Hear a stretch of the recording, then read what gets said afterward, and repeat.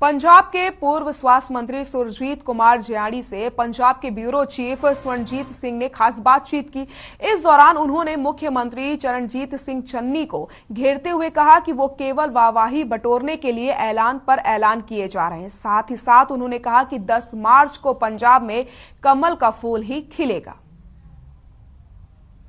नमस्कार, हर खबर देख रहे सभी दर्शकों का बहुत बहुत स्वागत है। आज हमारे साथ पंजाब के गद्दावर नेता जो कि पूर्व हेल्थ मिनिस्टर भी रहे हैं 2017 तक, हमारे साथ सुरजीत कुमार जियानी जी हैं। जियानी साहब बहुत बहुत स्वागत। नमस्कार।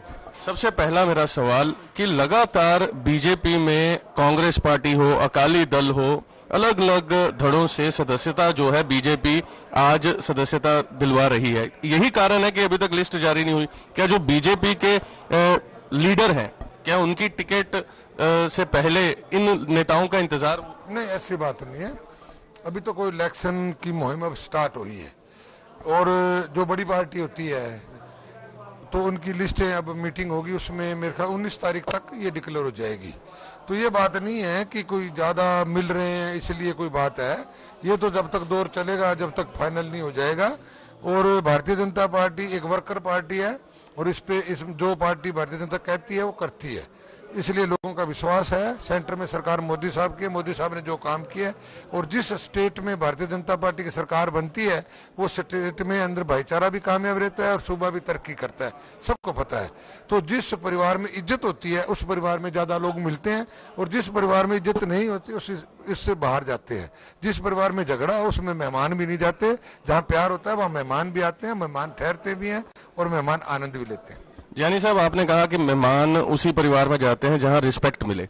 अभी प्रधानमंत्री पंजाब आए, फिरोजपुर में रैली हुई, सुरक्षा चूक की बात की गई, लेकिन जब से प्रधानमंत्री के साथ ये वाकया हुआ तभी से प्रदेश के मुख्यमंत्री गाड़ी में जाते हुए पत्रकार अगर कोई साथ जा रहा है उन्हें दिखाने लग जाते हैं, देखिए सुरक्षा में कहाँ कमी है।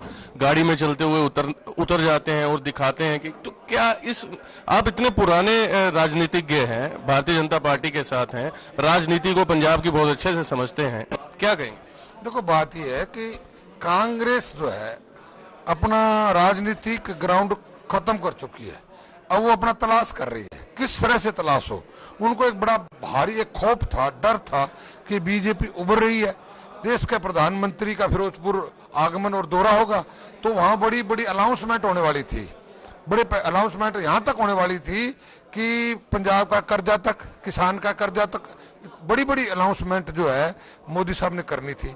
तो इनके मन में भी ये पीड़ा थी, अगर ये रैली कामयाब होगी, अनाउंसमेंट मोदी साहब अगर कर गए तो हमारा बिल्कुल ही सुपड़ा साफ हो जाएगा।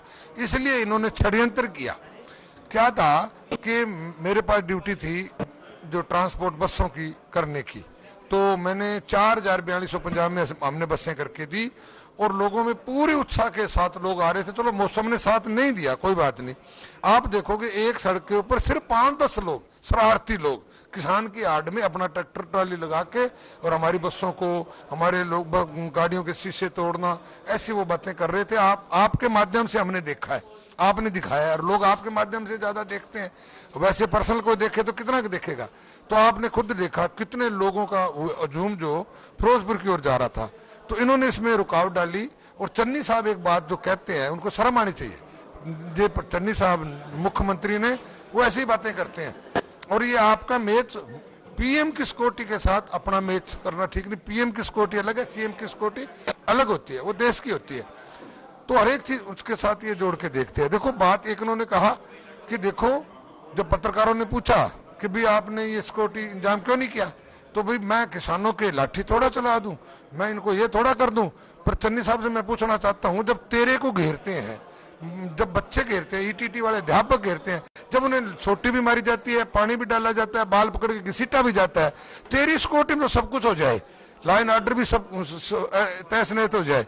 अगर देश का प्रधानमंत्री आता है, जब तू ये बयान देता है भी मैं ऐसे अपने लोगों से कैसे कर दूं, क्या जब बच्चों के ऊपर लाठियां चली थी और इसका सिक्योरिटी डीएसपी बस के अंदर बैठे हो बच्चों को पीटा गया, जब कहां थे?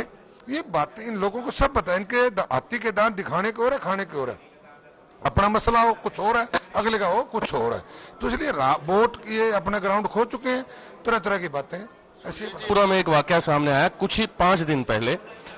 नागरिक अस्पताल में, सरकारी नागरिक अस्पताल में लिंग जांच होती थी, और हरियाणा राज्य है पंजाब के बिल्कुल बगल में, करनाल से सीएमओ की टीम आती है, सूत्रों के हवाले से उनके पास जानकारी थी, और वो टीम आकर के रेड करती है नागरिक अस्पताल में।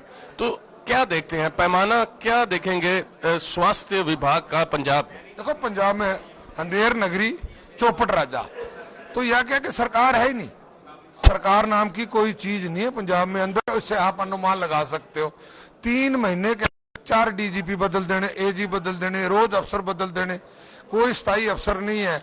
और इनके हॉस्पिटल जो है तो रेफर बने हुए हैं, कोई सिविल हॉस्पिटल आज गायनी तक, डिलीवरी तक जो जरूरी चीज है वो नहीं हो रही। मेरे टाइम में जितनी भी मशीनें सारी बंद पड़ी है, जाके देखो एक मशीन भी काम नहीं कर रही। अल्ट्रासाउंड की मशीन सर बिल्कुल गायनिक जो सरकारी डॉक्टर है उसके घर के बिल्कुल बगल वाले घर में मिली है। तो फिर मैंने कह दिया ना, सरकार नाम की कोई चीज नहीं, ऐसा व्यवस्था है, हर एक चीज बंद है, इनके पास स्टाफ नहीं है, और जितना भी स्टाफ है सब सड़कों पे है, मुर्दाबाद और जिंदाबाद में लगा हुआ है। क्यों लगा हुआ है कि ये झूठे लॉलीपॉप देते हैं, उसपे खड़े नहीं उतरते तो लोग भड़क जाते हैं। तो ये सरकार नाम की चीज पंजाब। आखिरी प्रश्न आपसे सुरजीत जी, पंजाब लोक कांग्रेस, ढींडसा साहब और बीजेपी, क्या 14 मार्च को गुलाब का फूल खिलेगा? क्या होना, कमल का फूल खिलेगा, गुलाब का फूल? क्योंकि 14 मार्च को, क्योंकि 14 फरवरी को वोटिंग है और मार्च 10 तक नतीजे आने हैं, तो क्या पंजाब के लोग पक्का खिलेगा? आप देखो कांग्रेस किस दम पे वोट मांगेगी? कांग्रेस का हाल देख रहे हो, आम आदमी पार्टी की स्थिति देख रहे हो, केजरीवाल साहब को लोग समझ चुके हैं। केजरीवाल साहब जो है लीडर नहीं है, डिक्टेटरशिप है। और ये जब एक बात की समझ नहीं आती, इनका हर एक बात में 2 पैमाने, 2 तरह के पैमाने हैं। जब इनका कोई एमएलए कांग्रेस में जाते हैं तो ये कहते हैं ये प्यार से आए, और बीजेपी में कोई आता है तो कहते हैं ये तो ईडी के डर से लेके आए। बीजेपी ज्वाइन करे वो तो ईडी का डर, ये बात करते हैं। इनमें कोई जाए तो वहां ये बात करते हैं। तो जब ये इनके एमएलए 10 कांग्रेस में गए तो क्या ईडी का डर था? क्या कुछ लोग अकाली दल में गए उनको ईडी का डर था? बीजेपी में शामिल हो तो ये लोग कहते हैं ईडी के डर दिखा के ले रहे हैं। इनमें कोई जाए तो ये फूल की वर्षा करके ले जा रहे हैं। फाजिल्का से इस बार चुनाव लड़ने वाले?